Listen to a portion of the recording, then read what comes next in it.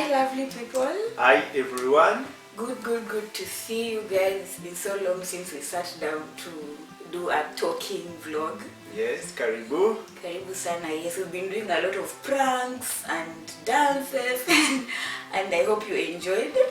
The last prank was from Adrian. This time round I am preparing a very good prank.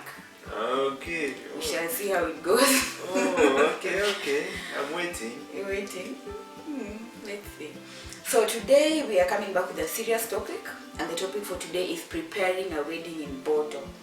Not really Bordeaux, but preparing a wedding in Europe and in France, because we are in France and we are in Bordeaux. And that is what we've been doing lately, so we'd like to talk about it. Yes.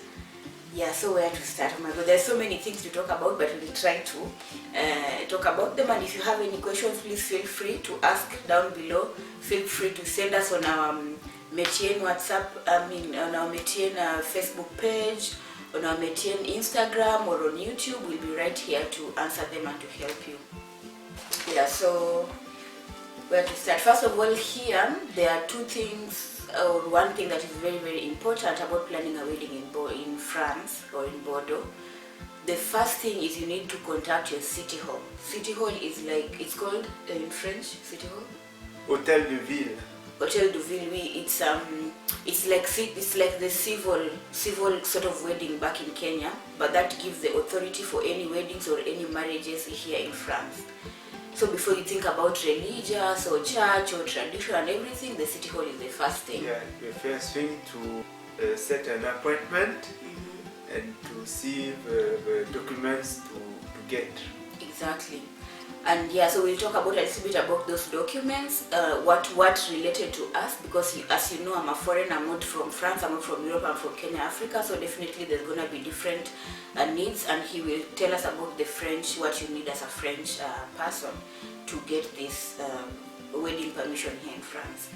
So let's start with the French. I think the French is easy and straightforward. For the Kenya, oh my god, it's a little bit complicated.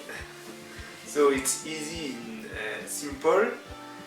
We need, as French, our passport or identity card, so that it proves you are French. Then we need our birth certificate, where you were born, a proof of residence, where you are living, here in France or another country,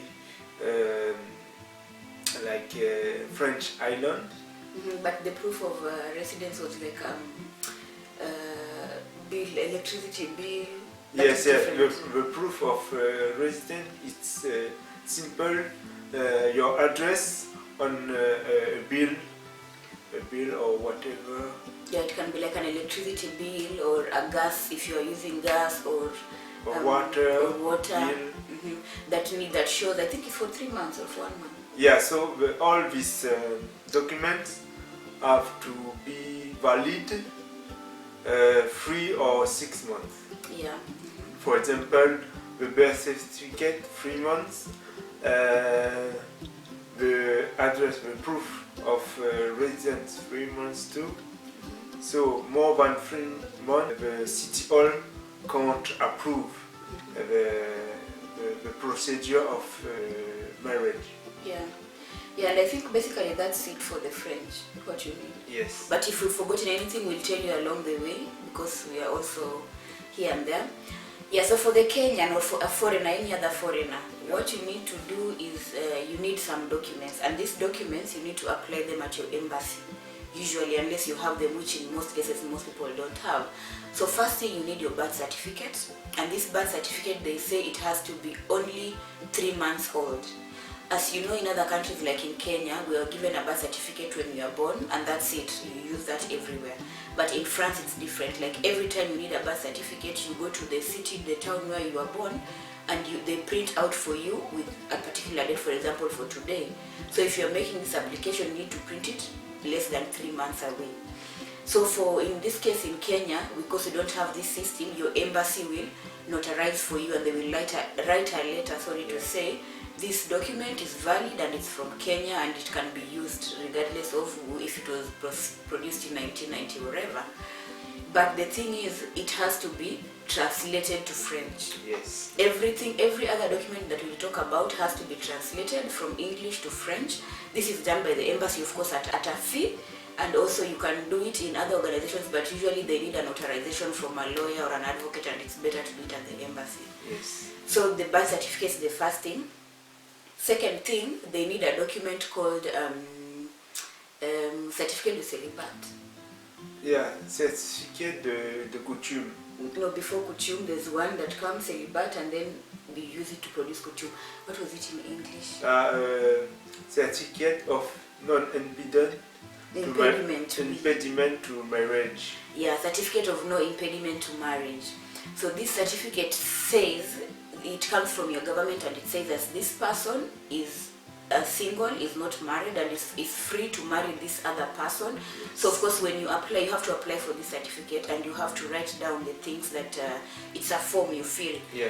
Your name, your age, what you're doing, maybe who is supposed to be your spouse.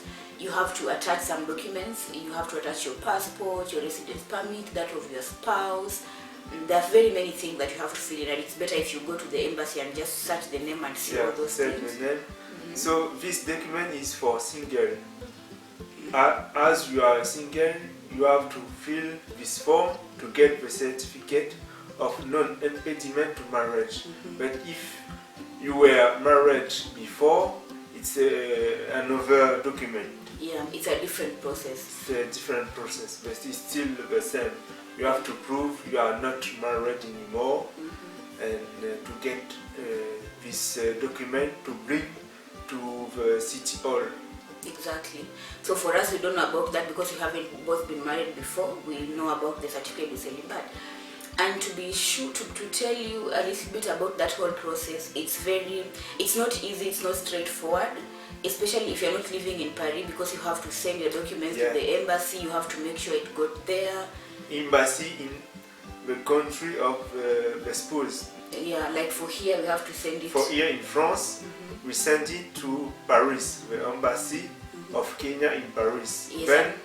Then there in Paris, they can send to Kenya. You send it to Paris, they send it to Kenya, then it will be sent back to them, then they will send it to you. So it's a long time. So if you want to do such a marriage, please do it on time, early enough, so that you have enough time for all this back and forth. Yeah. And yes. And also make sure you call them to ask, like, has it come? Yeah, has it come? Just to follow the process, because the embassy can forget to send back to you the certificate, and it's happened to us, so we know. So you have to follow the process. Yeah, just follow them up. And it costed 110, I think, euros. Yeah. So the fees are on the website, but you can call them to find out. But just roughly, I think this particular certificate was around 110 euros. And yeah, so after that, it takes like 3 months. I think ours took like 3 months. We called, and then they sent it to us, and it's in English. Remember? Yeah, English again. Exactly. So you have to send it back for them to translate it to French. Yes. Translation is maybe 15 to 20 euros around there. And then you use now this certificate to apply for another certificate called certificate de coutume. This certificate de coutume, its purpose is to tell this government of France that when you have been married, it will be accepted. This marriage will also be accepted back in my country. So different countries usually produce this certificate de coutume, but for our case, Kenya does not produce this certificate de coutume. Yes. So we applied to the embassy to tell them we need this certificate, and they returned back our application, and they said, unfortunately, they do not. The government of Kenya does not produce this certificate, and they wrote a letter to tell us that. So you see, it's a little bit confusing because they don't tell us they will give us another document in its place. No.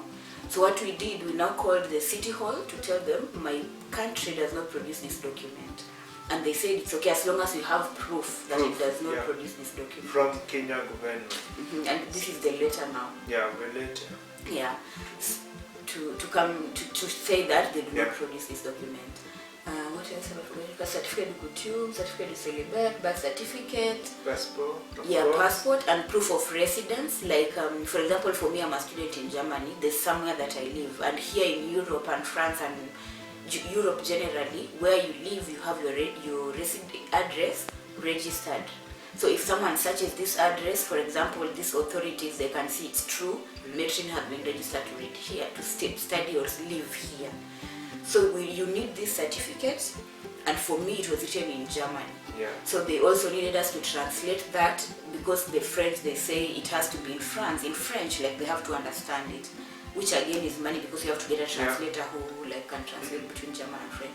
I think that one, we didn't do that from the embassy, we just called... we call official translator to help us to translate this proof of residence of Matron. So yeah, it was a part of the embassy. Yeah, in fact, actually, when we were filling in the forms, the city hall, they didn't tell us they need that. They just told us they need proof of residence of Adrian. Yeah, only me. So when we got there to my city hall, they asked us my proof of residence and Matron's proof of residence. So we were able to find a translator who translated for us, and yeah, we produced it later. Yeah, so those are the documents, I think. Yeah, unless I've forgotten. So all the documents in English or in German or whatever the language have to be translated here in France. So you give a copy of the original document and the documents that have been translated. Yeah, what have been translated. Yeah, and they need an authorization, like a stamp, to say this is the original. Always. Always. Actually, you just don't say, okay, I've learned French so I can translate and give. No. Always an official translator from embassy or another people. Yeah, so and then I think those are pretty much the documents, but if in case we've forgotten anything, we'll tell you, and if you have any questions. But so those are the notables. You need to translate all the documents, you need to notarize, and you need to be on time with your applications. Just make sure you're doing everything on time, because also these documents expire. Yeah. Like the certificate. Don't forget the 3 months of expiration of the birth certificate, even from France. Yes. They do expire. Like if you apply for the birth certificate and it comes and it comes after 3 months, the other documents have not come and it's expired, it's like it's really hard. Actually, when you Google or you search on YouTube, many people prefer doing their weddings back in their countries and then coming here to just like now process the whole thing, because it can be a little bit complicated and expensive to do all those things here with the timeline, expiring, appointments. You have to book appointments for everything. Yeah, but the good news is ours went through. Yes. It really went through, and we are grateful to God, because I tell you, the drama that was here, we are not drama, but like anxiety. You're waiting, has the document come? Boo, I need to send something from Germany to France. He needs to send it to the embassy. When you call the embassy, I can tell you, it's not like calling a friend. They will just do everything. You also need to know that they are busy. They have a lot of things that they are doing. So they're not only attending to you, So also there's only specific appointments when you can call. You can't just call anytime. Yeah, so it's crazy, but yeah, it happened. We went through and we managed. So a little bit about the process. So when you get all these documents, you now call the city hall to book an appointment with them to take your documents now. Yeah, and when you take the documents, was there like an interview? They didn't like ask us an official interview. No, you were just giving the documents to proceed marriage things, to set a date of marriage, to set the time, and to see if all is valid. Yeah, to check through all the documents, and if there's something missing, they tell you need to bring this back, and then we'll process for you. Yeah, so guys, that's the good news. And after that, of course, they gave us, after some time, they need to take the bands. Yeah, the marriage bands, they have to produce the marriage bands, and for me, because I'm Kenyan, they have to put it in the Kenyan embassy, and also in Paris, in Paris, not in Kenya. yeah, in Paris, and also in the city hall here. Yes. So like you can go and you check your name, they say maybe mention an area and are going to get married, so they put it up for 1 week. Yeah, 1 week. Yeah, and they send you a letter, me and him also, to say your marriage is going to be on this date at this time. Please make sure you are on time, make sure you are clean, your guests are like, they respect the place, and some details about all those things. Yes. And from there, then you can be able to invite your friends or start planning for your wedding and everything. Yeah, so maybe we'll leave that for the next vlog, a little bit about the marriage preparations and wedding preparations, because we are in the process of doing it. And yeah, thank you guys for supporting us so far. We really enjoy sharing our videos with you and our vlogs with you and our journey so far. And the good news is soon we are going to get married and be officially Matrin and Mrs. and Mr. Etienne. Yes. Etienne. Yeah, so yeah, thank you for the new subscriptions, and thank you for watching. Don't forget to like, share, subscribe, and comment to tell us what you think. Yes. Yeah. Thank you. Thank you.